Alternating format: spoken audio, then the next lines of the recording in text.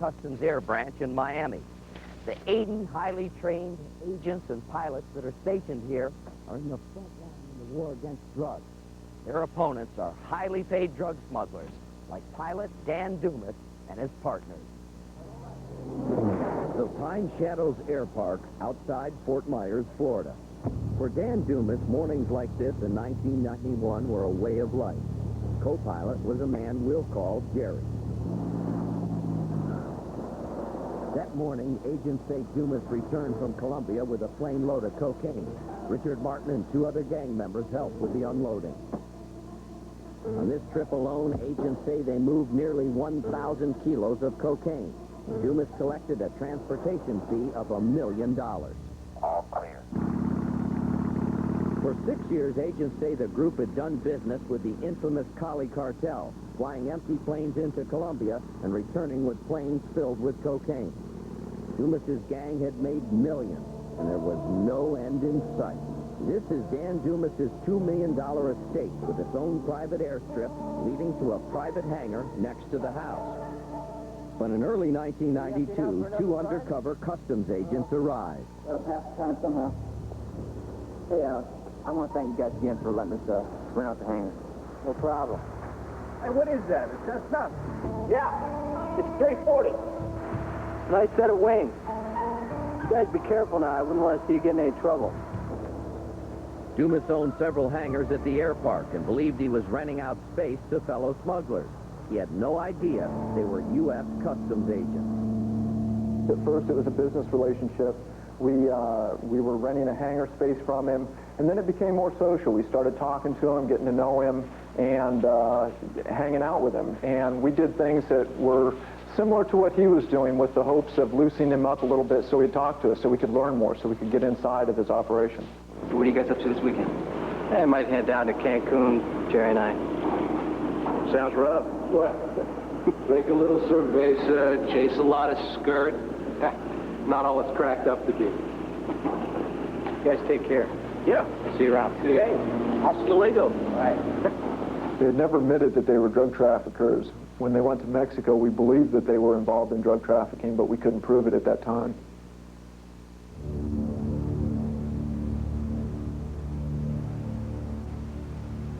Later in the investigation, we learned that the trip to Mexico was in fact a trip to scout out an emergency landing zone should their upcoming smuggling venture go bad.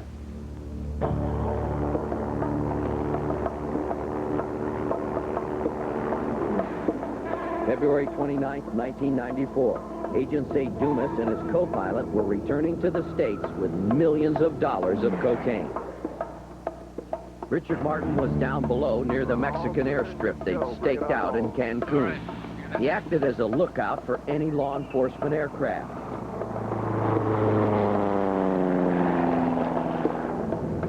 As Dumas and his co-pilot headed past Cozumel, Mexico, U.S. Customs picked up an unregistered plane.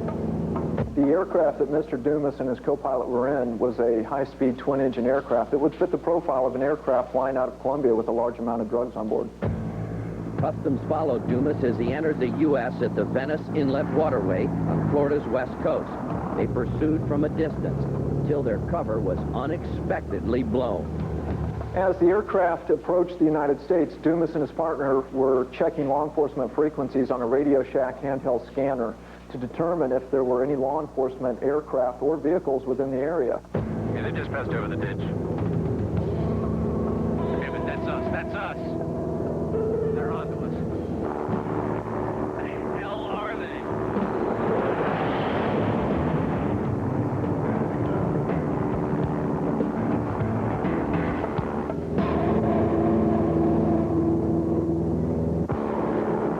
Citation 2 and a Navajo jet joined a Black Hawk helicopter in pursuit of Dumas. Aided by an extra fuel tank, Dumas was about to take customs on their longest chase in history, a chase that would last for 17 hours.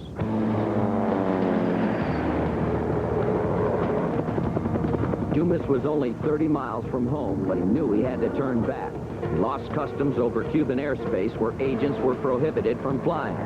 Richard Martin immediately headed to the emergency landing strip in Cancun. Meet us at Playa del Carmen. Do you Copy, over. I'll be there in 60.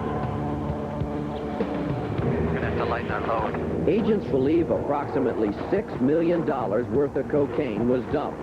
Dumas then made an emergency stop at the airstrip in Cancun, an airstrip guarded by a detachment of Mexican Marines.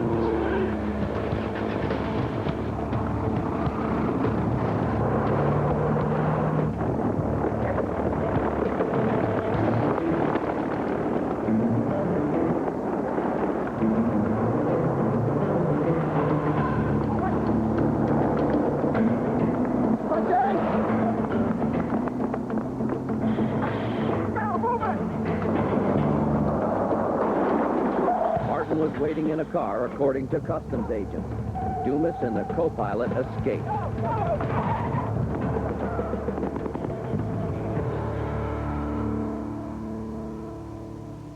But with the pressure mounting, Dumas's co-pilot contacted U.S. customs agents. He gave them the information they needed to nail Dumas, Martin, and the rest of the gang to avoid prosecution. November 19, 1993, in a combined effort with Florida Highway Patrol, Sarasota Police SWAT, and the Lee County Sheriff's Department, customs agents closed in on Dumas.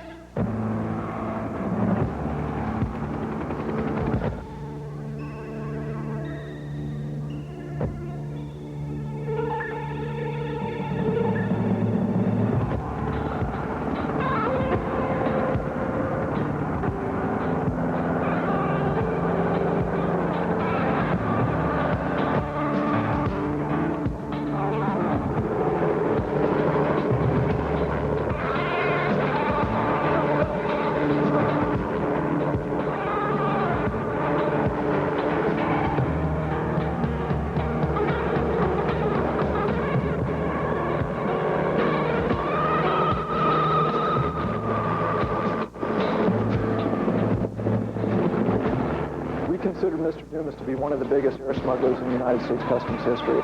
The raid on the Dumas estate utilized approximately 50 people, and we utilized a Customs Black Hawk helicopter as a diversion when our entry team went through the front door.